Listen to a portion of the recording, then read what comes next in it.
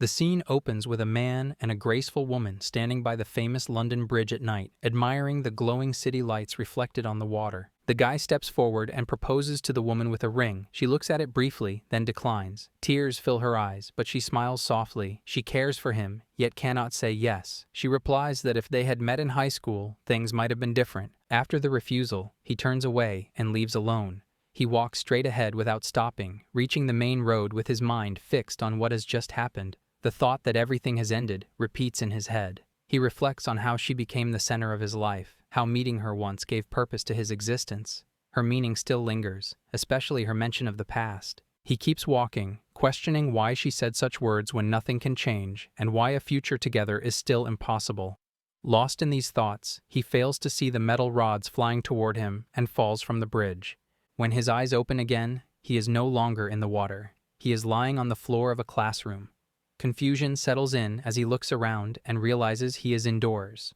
The students around him stare in silence.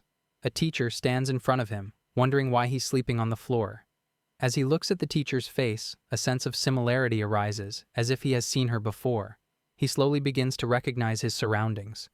Kusakabe-sensei reminds Osamu Hibi that he is a second-year student at Huban High School. Once the class ends, he remains seated alone, thinking carefully. He becomes convinced that this place is his high school. Questions follow one after another, why he is here, and whether this situation is real or a replay of the past. His head feels unsteady as he tries to recall what led to this moment. The memory of falling from the bridge and sinking beneath the water remains incomplete. As he continues to think, his mind returns to Miku's earlier remark. The reference to their high school years repeats quietly in his thoughts. Soon after, another boy approaches Hibi and speaks to him, pointing out that he had fallen asleep during Kusakabe's lesson. Hibi looks at him closely and tries to identify him. After a moment, he recognizes him as Ninomiya. The boy reacts with confusion, noticing that Hibi is acting strangely. Hibi comments on how different Ninomiya looks compared to what he remembers, which only deepens his friend's confusion. Through this exchange, Hibi becomes certain that he is truly a high school student again. His thoughts shift quickly.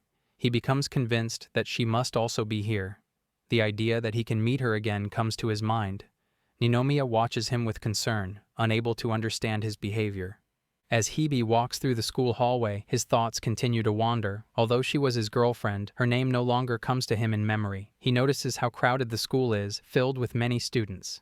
He recalls being surprised when he learned that she attended the same school, and remembers that he rarely visited the lower grade floors. He believes that if he sees her face, he will recognize her immediately. While moving through the corridor, a girl passes by him. The moment he sees her, a sense of certainty forms. She continues walking, focused on her own path, until Hibi calls out to her. She turns back to face him, asking what he wants. As Hibi looks at her more closely, all doubt vanishes. He becomes sure that she is the one he has been searching for. Acting without hesitation, he expresses his feelings directly and asks her out. The sudden action leaves the girl and the people around them caught off guard, unsure of what they have just witnessed. People standing nearby begin whispering among themselves, reacting to what they have just seen and remarking on how unusual it is to witness such a confession in a public place. Hibi realizes something has gone wrong. He recognizes the look on the girl's face and understands that he has acted without restraint, letting his feelings surface before thinking. The girl addresses him with hesitation, questioning his intentions and whether he is treating the situation lightly. Hibi immediately denies this through his actions, making it clear that he is sincere. She points out that they are strangers meeting for the first time and suggests that he may be mocking her. Hibi tries to explain himself, but before he can finish, she turns and runs away. Hibi follows her, attempting to stop her as she moves quickly down the stairs. He reaches out and grabs her hand, trying to make her listen. She responds by doubting his motives and interpreting his behavior as insincere or fake. Hibi continues to insist that she is mistaken and that his reason for approaching her is genuine. She grows alarmed, pulling away and demanding to be released, threatening to call for help. As she breaks free and tries to run again, her footing slips on the stairs and she falls. Hibi moves immediately and catches her before she can hit the ground. He supports her and checks whether she is injured, repeating his feelings without realizing how the situation appears. She tells him to let go, still shaken by what just happened. At that moment, another girl rushes over from behind, calling out in concern. She asks what has happened. The girl explains that she slipped on the stairs and fell. The newcomer asks if she is all right, and she confirms that she is. Hibi looks up at the other girl, and his attention fixes on her face. He He notices that her appearance is the same as the girl before him. It leaves him stunned as he recognizes that the two of them look identical. Hebe spots another girl and feels confused, wondering if she is a twin. Miku reacts sharply, questioning his confession without even understanding it. Hebe hesitates, unsure how to answer, while Miku insists that Mia leave him alone. From behind, he calls to them, but Miku warns him firmly not to come near them again. As he reflects on the girl he saw, Hebe is unsure if it was really her. He cannot remember her ever having a twin and wonders if he has forgotten everything since returning. Gradually, he realizes that one of the girls must be her, confirming that she is indeed a twin. A mixture of confusion and realization fills him, noting that this is the first time he has learned about it. He remembers the time when a poster made him jealous, and he told his girlfriend about wanting a brother. She replies that now he has her, and he says having many children could be fun. She agrees, but thinks it would be better after marriage, and suggests they keep it just between them for now. Hebe's thoughts are interrupted when Ninomiya comes over and asks why he is sitting alone. Ninomiya mentions the first-year twin girls and explains that they are the Kano sisters, who are popular among the students. Hebe listens and nods, and Ninomiya points out that he usually shows little interest in others. He agrees, admitting that he rarely interacted with people in the past. Ninomiya adds that one of the twins stands out as an athlete and would easily be noticed, while the other is more likely to be found in the library. Curious, Hebe asks how Ninomiya knows this, and he answers that he is on the library committee. Later, in the library, Mia arrives and apologizes for being late. The librarian mentions that the book Mia requested has just arrived. She listens carefully as the librarian explains, "The reshelving is too much for just 2 people. Some of the male committee members will help later." She is excited to note that there are so many interesting books this time. The librarian remarks on her love for reading, and Mia admits that she enjoys it very much. Meanwhile, Hebe thinks to himself that there is no way she could have had a twin. He wonders why there are 2 of them now, and realizes that one of the twins must be her. Recalling the words she said about meeting him in high school, he feels the need to understand its meaning. Just then, a girl approaches, mentioning that the librarian requires help from the library committee. Hebe offers to help. When he arrives at the library, Mia notices him and points out that he is not a committee member. The librarian reassures her that it is fine since he is there to help. Confirming his willingness to assist, he begins organizing the books alongside her. While they work, Hebe apologizes for his earlier sudden approach and introduces himself as a second-year student, but she does not respond. While arranging the shelves, he thinks about talking to her and asks what kind of books she likes. She says she is focused on her task. He realizes he has never really spent time in a library before and remembers how she used to lend him her books. She loved books, so he pulls out one that inspired a movie 15 years later, recalling how she cried while watching it and how much she admired the author. Later, Mia herself initiates conversation about the book. Hebe admits he has read only a little, and she asks if he likes the author. He comments that he finds the style interesting but initially difficult due to stiff writing. Enthusiastically, she notes the unique rhythm, twists, and the heroine's lines. Hebe recalls scenes and their critiques, and she expresses excitement at finally being able to discuss the author with someone. Modestly, he admits that he does not know many books and asks her to recommend any she likes. She promises to lend them to him next time. As they continue, 3 third-year students enter the library, commenting on the new books in a dismissive and noisy manner. Hebe intervenes and politely asks them to keep their voices down. The students react with surprise and mockery, noting Mia's status as a first-year twin. Despite their teasing, tears fill her eyes, and Hebe reassures her that their opinions are not relevant. One student tells her that not everyone has to be in the spotlight, and the group eventually leaves. Turning to her, he notes that the disturbance has passed. She thanks him, saying he acted like an adult stepping into a high school fight. Resuming the task, they organize the books together. Shortly after, Miku arrives and informs Mia that their club activity has finished and it is time to go home. Observing their interaction, Miku appears surprised. The next morning, Hebe goes to greet Mia. Shortly after, Miku approaches him, recognizing him from before. He exchanges greetings with both of them. Mia hands him a book, asking him to share his thoughts once he finishes it, and he accepts it with pleasure. Miku mentions that she has club activities to attend. As they leave, Miku warns him not to get too close to them. Hebe recalls his girlfriend's cheerful and friendly demeanor, appreciating her bright and kind nature. He reflects on how different both of them are compared to his girlfriend. He remembers confessing his feelings when they first met, the reason things feel awkward. From behind, another girl approaches and greets Hebe. She appears curious about the twins, and he replies that he borrowed a book from one of them. She is surprised that he talked to someone. Later, in class, Hebe surveys his surroundings and recalls sleeping through the night, wondering if this is all a dream. His thoughts drift to the classroom from 15 years ago, to the classmates he knew then, and to the person he was at that age. After class, Hebe observes Miku running in her sports uniform. He is impressed by her skill and notices how energetic she seems. Ninomiya calls him to eat, reminding him that they always have lunch together. But Hebe is seated with Mia and Miku. He explains that it is a coincidence he ended up outside to eat, enjoying the pleasant weather. Mia reassures him and invites him to join them. Miku quietly thinks that Mia trusts people too easily, noticing how easily Hebe has been accepted by the group. They all sit down for lunch. Mia takes out her bento, and Hebe admires how appetizing it looks. She offers him a portion, and he finds it incredibly delicious.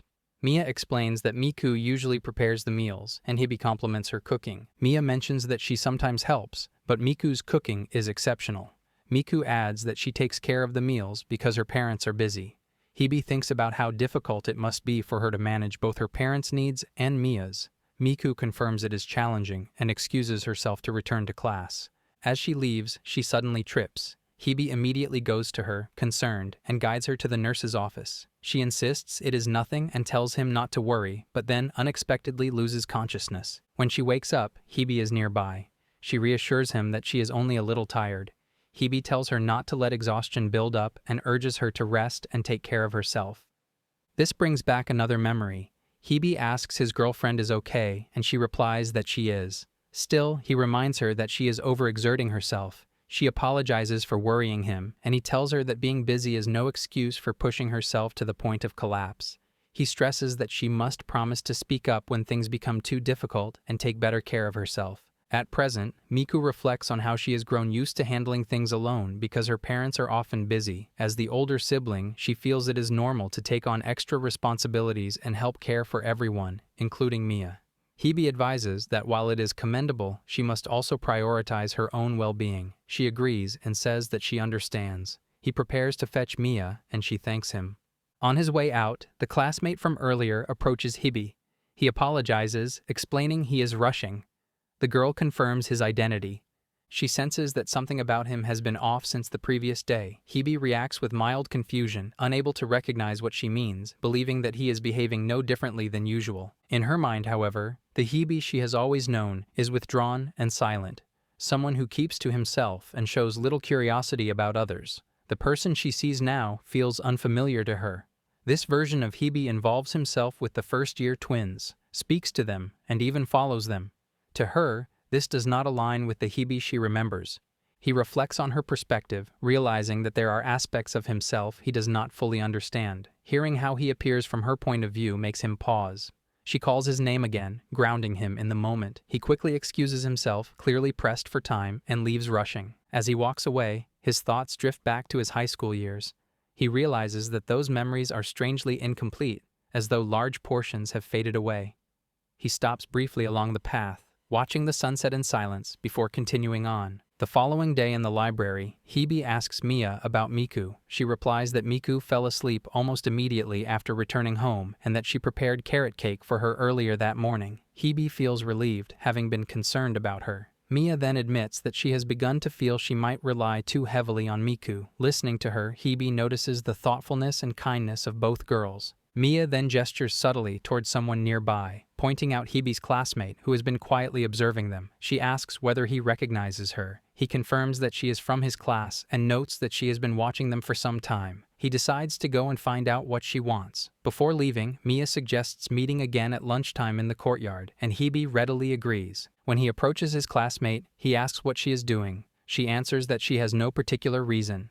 Hebe acknowledges that, from her perspective, he must seem very different now. She admits this is true, explaining that she has never seen him behave with such openness before. Hebe absorbs her words thoughtfully, considering the unfamiliar version of himself that she sees. His mind drifts once more into the past, 15 years earlier. Gradually, fragments of those memories have begun to return. Back then, he had no clear desires or ambitions, only days that repeated endlessly. Even after pursuing higher education and starting work, he often felt disconnected, unsure of his own direction. His life felt purposeful only after someone entered it. As the girl prepares to leave, Hebe reflects on that presence. Though he cannot put it into clear terms, that person gave him the strength to do what was necessary. There is now someone who truly matters to him. When she wonders if he is referring to the twins, he admits that he is uncertain. If he seems different, he believes it may be because he is earnestly struggling to protect what matters to him.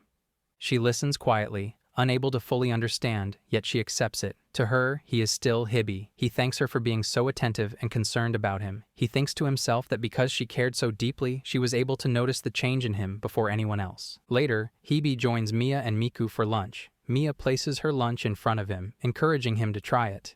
Miku explains that she prepared hers as a way of expressing gratitude for the previous day.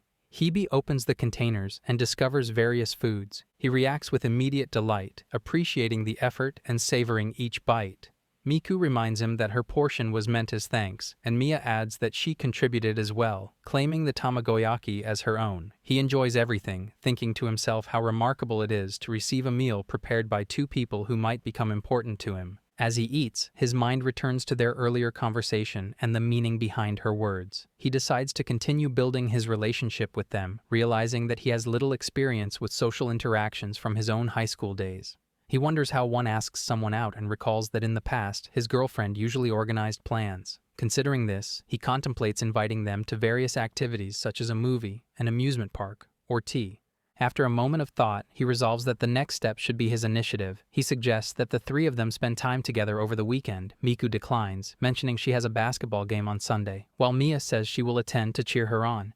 Hibby asks if he can go to the game as well. At night, he arrives home and eats his dinner, thinking about how much he enjoyed Miku's lunch. The memory brings a small smile to his face, and he feels a quiet excitement as he looks forward to tomorrow's game, anticipating the thrill it will bring. The next day, Miku heads to practice, while Mia and Hibby cheer her on from the sidelines. Hibby watches carefully, amazed at her performance. He had heard about her skills before, but seeing her in action surpasses all expectations. Mia stands beside him, nodding as she takes in Miku's remarkable abilities. Even the opposing team's strength doesn't seem to faze her. She moves with confidence, capturing the attention of many supporters in the crowd. The other team scores again, and the clock ticks down, adding tension as the game nears its end. Encouraged by her teammates and the cheers of the audience, Miku demonstrates her full range of skills. She dunks the ball with perfect precision, racking up points quickly and consistently. Hibby is impressed by how effortlessly she handles the pressure, and Mia admires the dedication behind every move. As a first-year starter, Miku bears the responsibility of proving herself, staying late to practice, and perfect every part of her game.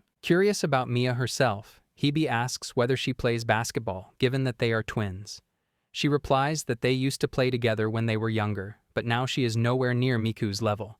She confides that this is a secret from Miku, and shares how much she enjoys watching her sister play.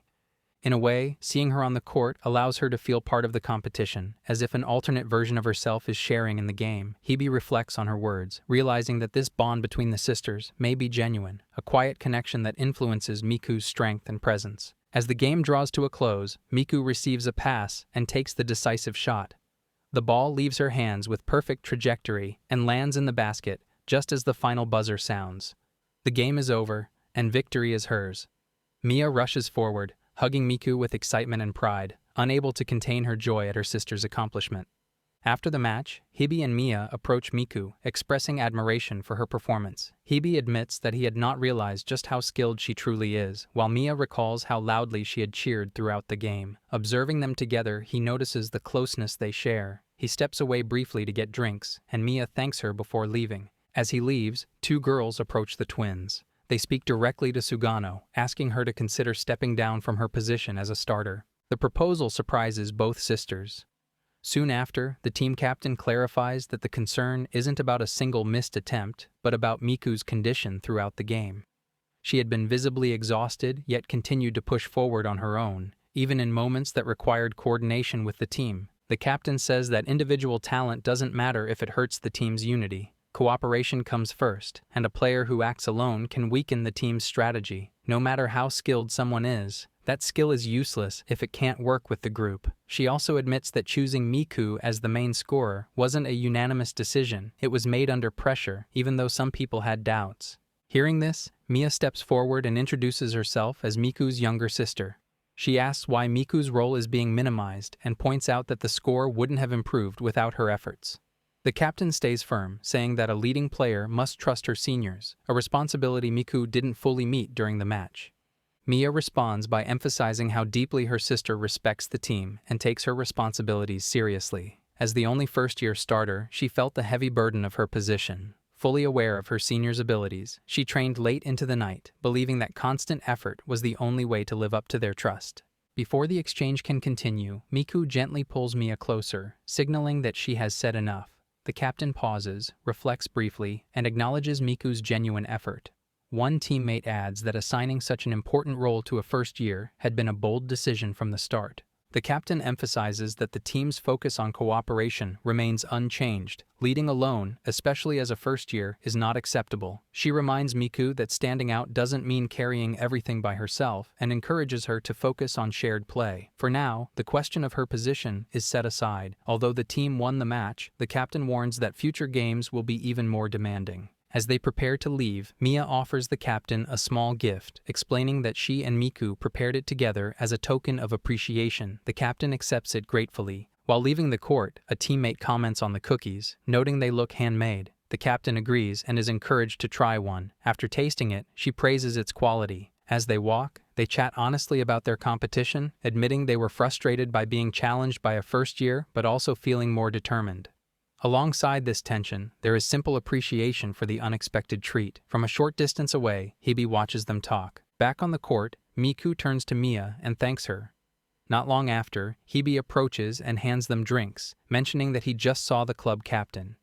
Miku comments on the captain's presence and skill, and Hebe reflects on how impressive the final sequence of the match had been. When it's time to leave, Mia heads to the restroom, leaving Miku and Hebe to walk together. Miku brings up the earlier exchange with the captain and asks if it had been noticeable. Hebe admits it was hard to miss, given how clearly the voices carried across the court. Miku marvels at how someone so young can speak with such authority. Her thoughts drift back to childhood, remembering how Mia would step forward in difficult moments, resolving situations gently without causing harm. Miku feels she could never quite reach that level. In her mind, Mia appears graceful, resilient, and deeply considerate. Hebe tells her that he finds Miku admirable as well.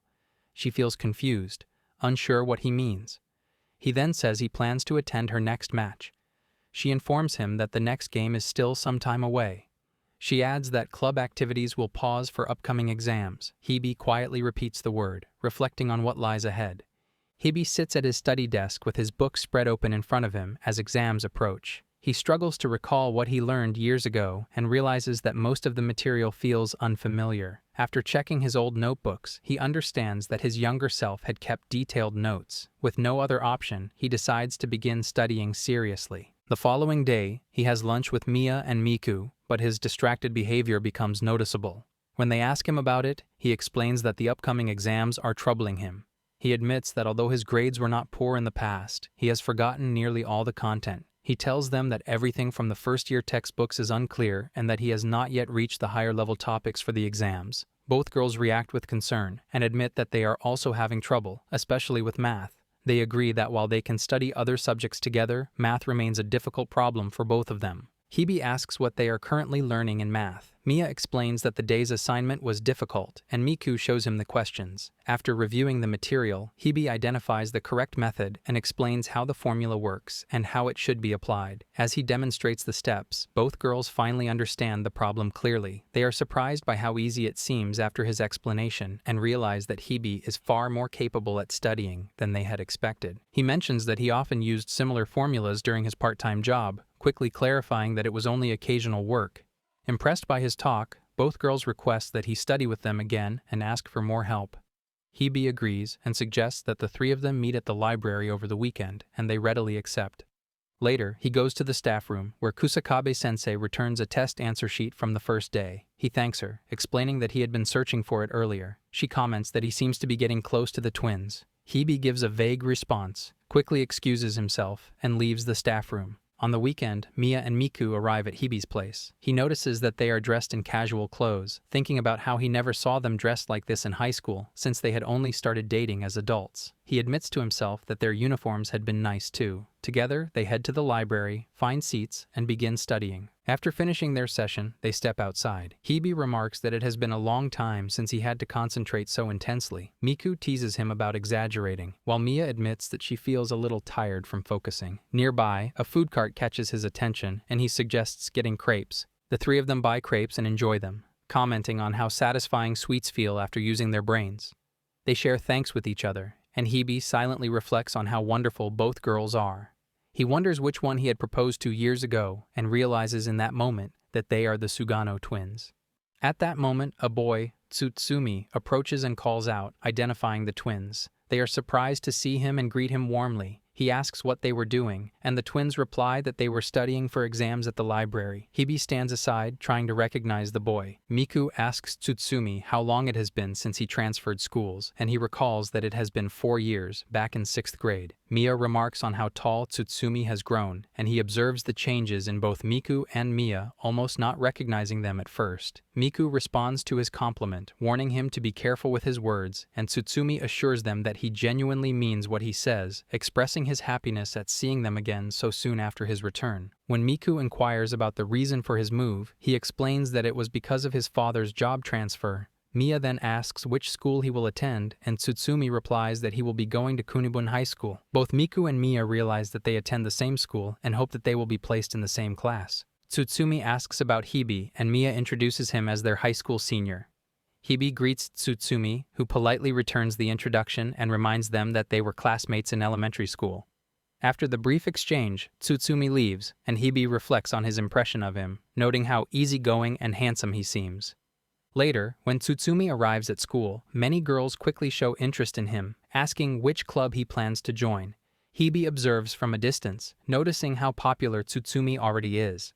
Miku and Mia approach Hebe and invite him to eat lunch together. At the same time, Tsutsumi requests that Miku and Mia show him around the school. Mia agrees, walking with him while answering his questions about where he can eat and explaining the layout of the school. Meanwhile, Miku joins Hebe, asking if he wants to eat outside again. She explains that she knows Tsutsumi from elementary school, recalling that they were classmates from around 3rd grade. Miku reflects on how Mia was often teased by boys during that time, and how Tsutsumi would always intervene to protect her. She also remembers helping Mia back then. Miku concludes that Tsutsumi must have been a little special for Mia, a genuinely good person, and Hebe quietly agrees with her assessment. Hebe thinks that although Miku calls Tsutsumi a good person, that was back in elementary school, and no one knows how things are now. Later, he goes to the library, where he finds Mia studying. Hebe offers to help her, explaining that he heard she had difficulties with the test. Tsutsumi reminds him to focus on his own studies, assuring him that it is perfectly fine to assist Mia. Hebe checks an answer and confirms it, then returns to his own study while Tsutsumi encourages him to do his best. In class, Hebe sits alone when a classmate approaches, asking if the test was difficult and noticing his size. He responds that he will manage. She offers her notes, and Hebe is surprised by her willingness to lend them. After checking the notes, he finds them easy to understand. She asks if he is going home, and he confirms. She then suggests that they go together, noting that he has been studying in the library with the twins. Hebe acknowledges that she seems to know a lot and recalls that she mentioned the twins' popularity. She brings up a first-year student who recently transferred, noting that he appears to be a childhood friend of theirs. She describes him as tall, good-looking, and smart. Hebe listens as she comments on how well the two seem to fit beside each other, thinking that they appear to be a good match. Hebe reflects on the situation. Tsutsumi seems genuinely good, and the two of them appear well suited to each other. He considers that if Tsutsumi is important to Mia, perhaps she is important to him as well. Hebe realizes that he became involved in their lives because he wanted to be close to Mia, hoping that one of the girls might become his girlfriend. He questions whether he deserves to be the one making such choices, and worries that he might be interfering with their potential happiness for his own desires. Hebe thinks that maybe Mia would be happier with Tsutsumi than she could ever be with him. He fears that if he makes the wrong decisions and Tsutsumi and Mia fall in love, he could prevent them from finding happiness. Hebe wonders whether he could bear losing the chance for them to be together. Meanwhile, in the library, Tsutsumi speaks with Mia and confesses that he has always liked her, asking if she has someone she cares about. In the library, Tsutsumi confesses his feelings to Mia, telling her that he likes her and has liked her for a long time. Meanwhile, Hebe walks along the road, lost in thought. His classmates notice his pale face and call out to him, asking what is wrong. He stops and says that he wants to take a short break. He moves toward a nearby park, accompanied by a Nakayama who notices his condition. She offers him a drink, and he accepts it. Walking together, she asks if he feels better, and he reassures her, expressing his gratitude. She mentions that she has never seen him look so pale, and that he scared her. When she asks what happened, he explains that he wants to discuss the book he read the other day, and she agrees to listen. Hebe recounts the story in detail. The boy in the book had a mother who left him when he was little, taking his younger sister with her. His family falls apart as a result. His father is hardly ever home, leaving the boy to manage everything alone, including cooking and housework. People say that his own mother abandoned him, and his father pays little attention. He experiences life entirely by himself. His father informs him that once he graduates high school, he must live independently, and that their bond as parent and child ends. Despite these hardships, he earns a scholarship and attends college, paying for his own living expenses while balancing work and study. Socializing rarely enters his life, as survival becomes his focus. After college, the company that offers him a job goes bankrupt, leaving him without opportunities, and finding employment elsewhere proves impossible. He begins to consider starting his own business. During a major recession, a friend offers him a position at his company. Grateful for the support, he accepts. Even if tears come to his eyes, he finds some enjoyment in the work. After graduation, he forms a company with some friends. They work tirelessly, attempting to maintain the momentum from their college days. Despite their efforts, results do not improve. Severe financial difficulties arise, and they use all the money saved since college to keep the company afloat. 1 year passes, then another, and their situation remains unchanged. Most friends eventually give up, but he continues alone, determined to give everything for them. When the idea of taking the company public arises, one friend tells him that the company should belong solely to him and that no one else is necessary. With money and authority gone, he survives by working as a temporary employee. Fellow employees notice his detached state, commenting on how he seems spaced out like a zombie and struggles to maintain even the smallest composure. At one point, he collapses from exhaustion. A girl supports him, helping him to rise and asking if he is okay. She stays with him so he isn't left alone, giving steady support when he feels completely lost. Within this memory, exhaustion overtakes him, and he collapses on a crowded street. Around him, people continue walking past without slowing down, their attention fixed elsewhere. No one stops, and no one approaches. Time passes, yet he remains there, unnoticed. Eventually, a girl becomes aware of him and steps closer. Even at that point, he insists that he can manage on his own and refuses her help. Despite his resistance, his condition continues to deteriorate. Medical assistance is rejected outright, and he pushes her away, claiming that he still has responsibilities he must attend to. Although her concern is evident, his response turns harsh, and shortly afterward, he loses consciousness once again. When consciousness gradually returns, he realizes that he is inside a taxi. Anxiety sets in as he struggles to understand where he has been taken. The girl explains that she brought him there out of concern, and because she could not leave him as he was. From there, she leads him to a building, reassuring him that his workplace situation has already been handled by someone else. She emphasizes that his health takes priority above everything else. Eventually, they reach his apartment. Before leaving him there, she urges him once more to rest properly and take care of himself. After she leaves, Hebe briefly reflects on her actions, and exhaustion soon pulls him into sleep. Inside the apartment, garbage bags are scattered across the floor, filling the room. Among them, he lies down and falls asleep. When he wakes again, he realizes that he is no longer on the floor, but resting on proper bedding. The girl is present. She explains that his lack of response earlier worried her, prompting her to enter the apartment to check on him. After finding him asleep among the trash, she went out to buy necessities and later returned. Enough space was cleaned for him to rest, and simple food was prepared using ingredients that were already available in his kitchen. Embarrassment washes over him, and Hebe apologizes for the state of the room. She treats it as nothing unusual and encourages him to eat while the food is still warm. He follows her suggestion and finds the meal satisfying. Partway through eating, he suddenly stops and asks why she has gone to such lengths for him. In response, she explains that she could not ignore someone who was clearly struggling and barely able to stand. She admits that his appearance had alarmed her and adds that others had also noticed how poor his condition was. Hearing this, he accepts her words and realizes that rest and nourishment have already begun to restore his strength.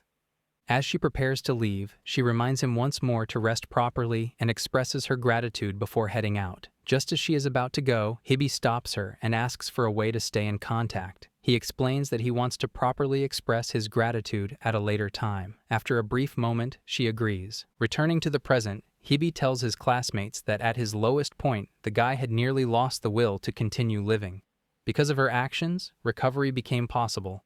Once his life became stable again, his temporary job turned into a permanent one, and she genuinely shared in his happiness. Each time they met after that, her support strengthened his resolve. Gradually, their meetings became more frequent. However, the story does not move toward a joyful conclusion. Eventually, they enter a relationship, and later, he asks her to marry him. They live together for 3 years. Everything appears stable until his proposal is rejected, bringing the story to a quiet end. The classmate reacts strongly and demands to know what happens next. Hibby explains that after the proposal is refused, he asks her to explain her decision. Her answer points back to the past, suggesting that things might have been different if they had met and developed feelings for each other during their high school years. She implies that, under different circumstances, her emotions could have taken root much earlier. He admits that her explanation remains difficult to understand. The meaning behind her words is unclear, and her true intent continues to get past him. In order to uncover the truth hidden within her statement, he takes an extreme risk. A dangerous attempt to jump across time follows, fully aware that such an action places his own life in danger. The attempt succeeds, not because the method is safe or reliable, but because of the intensity of his feelings. That emotional force becomes the deciding factor that allows the time shift to occur. As a result, the story moves beyond ordinary reality, blending romance with science. However, the success comes at a heavy cost. Every memory connected to his life is lost, except for a single image that remains vividly clear in his mind, her face. Because of this, his memories fail to return with him, and everything else is erased. The story ends there, leaving the future unresolved and offering no indication of when the continuation will be revealed. As Hibby reflects on this outcome, he acknowledges that failure would have meant his death. The girl suggests that this result may mean that he was chosen by a higher power to seek and understand the truth behind her words. Hearing this interpretation, Hibby considers the idea and quietly accepts it as a possible explanation. Hibby reflects on what it truly means to be chosen. He realizes that it is not about arrogantly deciding between two people, but about becoming someone so appealing and dependable that another person willingly reaches out to him. His thoughts turn inward as he understands what he must do in this altered course of time. Regret from the past surfaces, thoughts of not knowing someone sooner, of feelings that were never allowed to grow, of emotions that remained unspoken. If a person so gentle and honest had been unable to share something important with him before, then there must have been a reason. This time, he resolves to change that. He decides he must become someone she can rely on without hesitation. Someone worthy of her trust, so that he can finally grasp what she truly feels. He acknowledges that part of the past distance between them was likely due to his own inadequacy. Still, he does not see his former life as meaningless. At the very least, fate allowed him to meet her once. Being given another span of 15 years is not a punishment, but an opportunity, one meant to lead them both toward happiness. With that understanding, he steels his resolve to transform himself into a man she would naturally choose. Suddenly, he rises from the bench, his movement sharp and decisive. Nakayama notices and tilts her head, her expression showing visible confusion. Hibby bows his head slightly and speaks with genuine gratitude, feeling as though the fog clouding his path has finally lifted. Nakayama hesitates, admitting that he does seem different, though her curiosity grows. She wonders whether his recent words and actions have anything to do with the twins and asks why he has suddenly drawn closer to them, insisting that it is unrelated to what he is going through. Hibby says he approached them because of his own feelings, an immediate, personal attraction that has nothing to do with anyone else. Nakayama listens quietly, takes in his words, and nods in understanding. A thoughtful silence follows. Elsewhere in the school, inside the quiet library, Tsutsumi gathers his courage and confesses his feelings to Mia. He explains that his affection for her has grown over a long time, not all at once. Mia listens carefully and replies gently, saying that while he is important to her, she has only ever seen him as a friend. Tsutsumi accepts her response without protest, declaring that he understands and apologizing for creating an uncomfortable situation. Mia reassures him softly, explaining that despite everything, hearing his feelings did make her glad in its own way. Tsutsumi then asks whether there is someone else in her heart. Mia reacts with visible surprise and immediately denies it. When he presses further, inquiring if there is at least anyone who has caught her attention, she falls silent for a brief moment. After a pause, she firmly repeats that there is no one like that. Tsutsumi takes her words seriously and interprets them as a sign that he has not been completely shut out. He concludes that there is still room for him to try and requests nothing more than the chance to prove himself. He leaves her with the determination to work hard so that she might see him differently in the future. After exiting the library, Tsutsumi reflects on the situation alone. He recognizes that things have become complicated, yet he resolves not to back down. Regardless of who might stand in his way, he has no intention of giving up. Soon after, Mia steps outside and approaches Miku, suggesting that they head home together. Miku realizes that Mia has been waiting and agrees, but she quickly notices Tsutsumi's absence. Mia hesitates, offering a vague explanation that clearly reveals her unease. Miku immediately understands what must have occurred and guesses that Tsutsumi has confessed his feelings. Startled, Mia asks how she could possibly know. Miku explains that even without being told, it was obvious to her. As her twin, she has long sensed Tsutsumi's affection, though she admits she did not expect him to act on it so soon. She then asks what Mia said in response and why she struggled to answer. Mia confesses that she has never viewed Tsutsumi romantically. Their long-standing friendship weighs heavily on her, and she feels guilty for hurting him despite having no ill intentions. Miku attempts to lighten the mood by insisting that Tsutsumi will recover easily and find someone else before long. Mia questions whether that is an appropriate thing to say, given the situation. Realizing her mistake, Miku quickly apologizes and tries to make amends in her own way, promising to cook Mia's favorite meal that evening. As they walk together, Miku casually inquires whether there is anyone who has managed to capture Mia's interest. The next day, Hebe stands in his classroom, lost in thought. He notices how ordinary his daily routine seems, yet he reminds himself of the determination he has made to become the kind of man she would choose in this timeline. His reverie is interrupted when Ninomiya approaches, asking what he is doing. Hebe realizes that he had been spacing out and apologizes. Ninomiya suggests they eat together, and Hebe agrees. During their lunch, the conversation turns to Hebe's recent test. He explains that studying with the twins, along with borrowing Nakayama's notes, allowed him to barely avoid failing. He acknowledges that diligent effort usually leads to results. Ninomiya, however, shifts the topic, noticing that Hebe has been interacting with more people lately. Hebe responds naturally, saying that talking to others is simply part of life. Ninomiya points out that Hebe has always been reserved since their first year of high school. Even when others tried to engage with him, his responses were minimal, giving the impression that he was distant or absent. Hebe reflects on this and realizes that he may have unintentionally brushed Ninomiya off in the past. In fact, Ninomiya has always been someone who reached out to him consistently. This realization makes Hebe see that he was never as alone as he had believed. Grateful, he silently notes Ninomiya's presence and support. This moment marks a subtle shift in Hebe's perspective. He begins to understand the value of connection and how openness to others can change his experience in the present, not just in pursuit of his goal with her, but also in how he relates to the people around him. Ninomiya turns to Hebe, asking what has suddenly changed about him and what his class is planning. Hebe, caught off guard, asks for clarification. Ninomiya announces that the culture festival is approaching now that the tests are over, and every class is busy preparing for it. He mentions that his own class is still debating what to do and suggests checking the schedule the committee has organized. He adds that this year, there will be more collaborative activities across all grades. Hebe acknowledges this information quietly. Hebe holds a piece of paper in his hand, reflecting on the past. He realizes he has few memories of participating in school events and that he rarely took part in anything during those times. Ninomiya notices Hebe's hesitation and encourages him to try something now that he has begun opening up and talking to others. Hebe questions what kind of impression Ninomiya has of him, but then allows himself to consider the possibility that this could be the start of something new. When he notices a particular activity listed, he points it out to Ninomiya, unsure of how it will go.